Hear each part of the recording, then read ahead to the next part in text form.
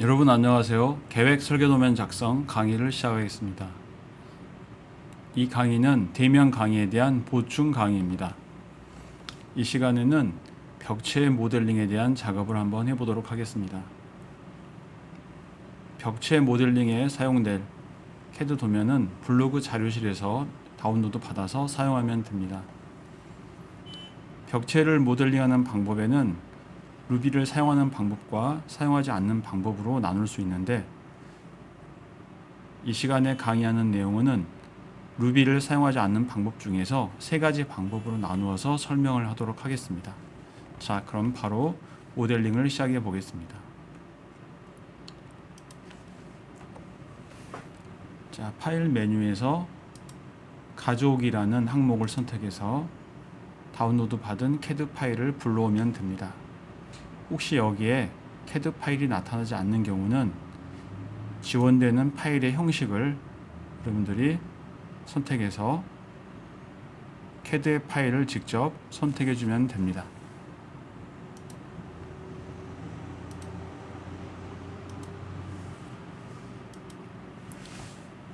자, 다음 화면을 다음과 같이 변경을 합니다.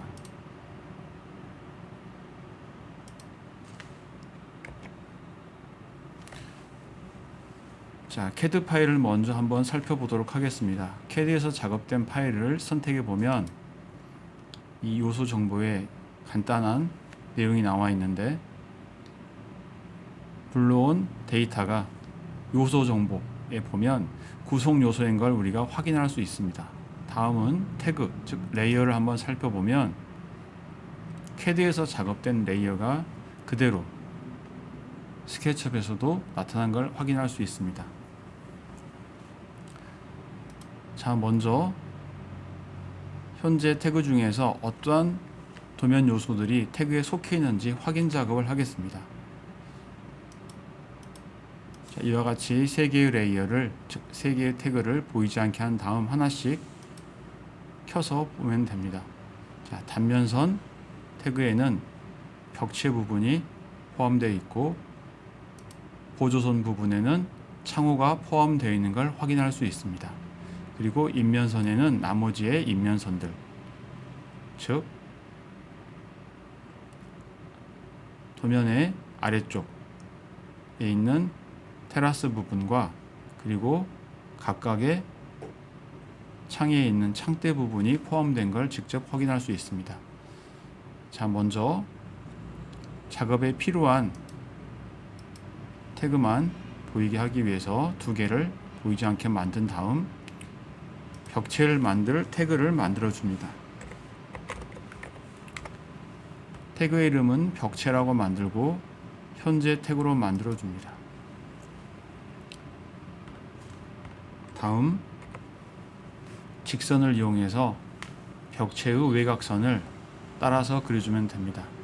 작업 전에 선이 겹치는 걸 또는 선이 겹쳐서 잘 보이지 않는 걸 쉽게 하기 위해서 축을 이렇게 감추어 줍니다. 자, 이제 선을 이용해서 다음과 같이 벽체의 바깥쪽 외곽선을 따라서 선을 그려줍니다.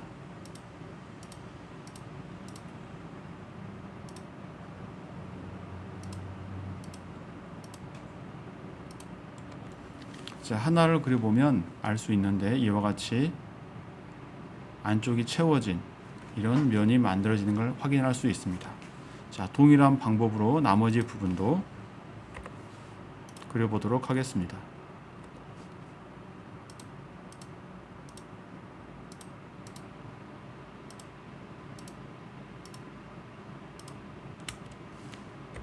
지금 사용하는 방법은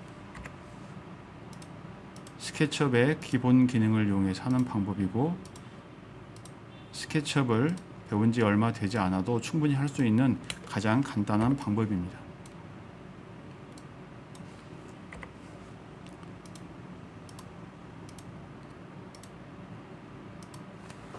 나머지 벽체 부분도 동일한 방법으로 선을 그려주면 됩니다.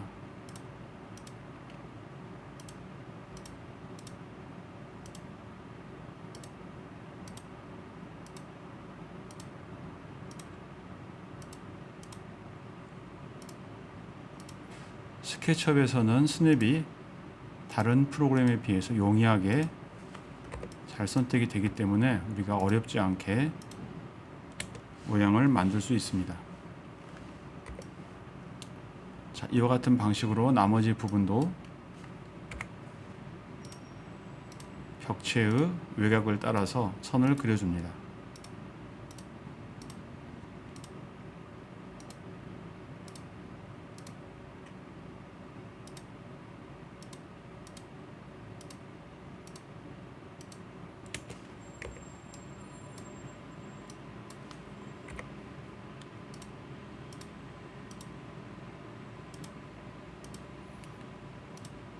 자, 그리다 보면 선이 뒤집힌 경우, 즉 선의 방향에 따라서 면이 뒤집힌 경우가 있는데, 그런 경우는 다 완성을 한 다음에 바로 잡아주면 되니까 계속해서 그려주면 됩니다. 자, 이렇게 해서 면이 다 완성이 되면 이제 필요 없는 레이어인, 즉 필요 없는 태그인 두 개의 태그를 이렇게 감추어 줍니다. 자, 지금 경우는 올바르게 면의 방향이 다 만들어졌지만, 혹시 어두운 색으로 나타난 경우는 면의 방향이 뒤집어진 경우이므로 오른 클릭 메뉴에서 면 반전이라는 항목을 이용해서 여러분들이 면을 선택해서 방향을 올바르게 잡아주면 됩니다. 자, 다음은 뷰를 다음과 같이 변경해 줍니다.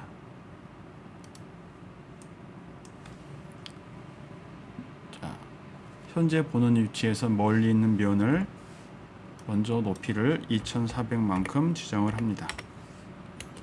벽체의 높이 2400은 도면을 보면 나와 있으므로 도면을 참고하면 되겠습니다. 자, 다음 나머지 면들의 경우는 빠르게 하기 위해서 밀기 끌기, 즉 푸시 앤 풀 상태에서 면에 커서를 갖다 댄 다음 더블 클릭을 해서 이와 같이 면의 높이를 잡아주면 빠르게 면의 높이를 설정할 수 있습니다. 자, 이렇게 해서 가장 기본적인 벽체가 완성이 되면 전체를 선택을 하고 먼저 그룹으로 만들어 줍니다. 자, 그룹으로 만든 다음 다시 한번 이 그룹을 선택을 하고 잠금을 한 번 더 해줍니다. 자, 다음은 각각의 계구부에 있는 벽체의 일부를 만들도록 하겠습니다. 자, 먼저 할 부분은 창문을 위한 계구부입니다. 자, 그래서 레이어를 하나 더 추가합니다. 레이어 이름은 벽체 2라고 만든 다음 현재 레이어를 벽체 2로 변경을 합니다. 다음 창이 들어갈 위치에 다음과 같이 끝점을 연결해서 사각형을 만들어 줍니다.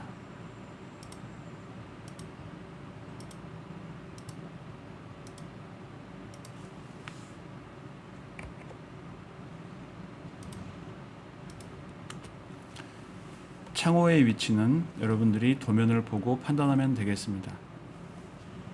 실수하기 쉬운 부분은 여기에 있는 이 거실 유리문은 평면도에서는 창으로 착각할 수 있기 때문에 여러분들이 주의하면 되겠습니다. 자, 이렇게 해서 사각형이 만들어지면 이제 면의 방향을 확인을 하고 1100만큼 높이를 주면 됩니다. 자, 나머지의 면의 높이도 동일한 방법으로 해서 높이를 만들어 줍니다. 다음은 방금 만들어진 육면체 형태를 전체 선택을 하고 하나의 그룹으로 만들어 줍니다. 방금 만든 부분은 벽체의 일부인데 창이 들어갈 위치이기 때문에 창은 벽체 위쪽에 있습니다. 그래서 방금 만들어진 벽체의 일부를 아래쪽 끝점에 이렇게 맞춰줍니다.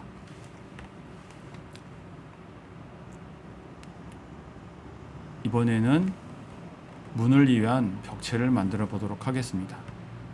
자, 다시 한번 레이어를 벽체 3이라는 이름을 지정을 하고 추가한 다음 벽체 3 태그를 현재 태그로 변경을 하고 벽체의 태그를 감추어 줍니다.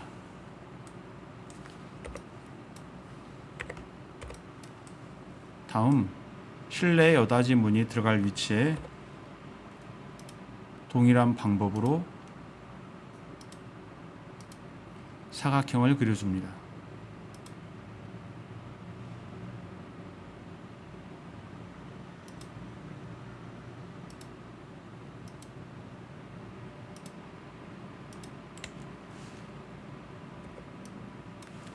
이렇게 해서 사각형이 다 그려졌으면 이제 문의 개구부에 있는 벽체는 300만큼 높이를 주면 됩니다. 하나의 높이를 지정한 다음 나머지도 동일한 방법으로 해서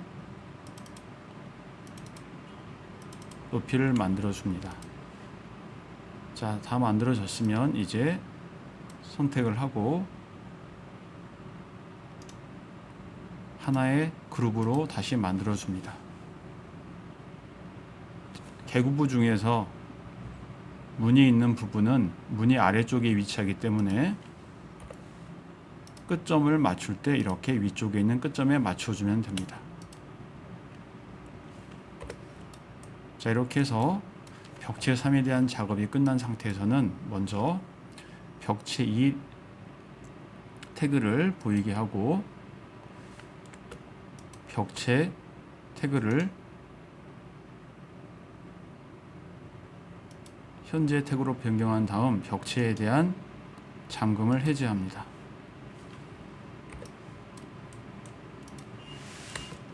자, 여기서 우리가 잊지 말아야 될 것은 각각의 벽체들이 그룹인 걸 정확하게 확인 작업을 해줘야 되고, 그룹이 아닌 경우는 우리가 다음에 작업할 솔리드 결합, 즉 유니온 합집합 연산이 되지 않는다는 걸 여러분들이 다시 한번 상기하시길 바랍니다. 자, 이제 합칠 전체의 벽체를 선택을 하고 솔리드 툴, 즉 고체 도구에서 결합, 유니온, 합집합 연산을 눌러서 방금 만들어진 벽체들이 이렇게 하나의 벽체로 결합이 되게 만들어주면 됩니다. 다음 이제 필요가 없어진 레이어는 삭제를 해주면 됩니다. 혹시 남아있을지 모르기 때문에 태그 지정은 벽체로 지정을 해주면 됩니다. 태그를 삭제하는 방법은 프로그램 버전에 따라서 버튼의 위치가 다를 수 있기 때문에 여러분들이 참고하면 되겠습니다.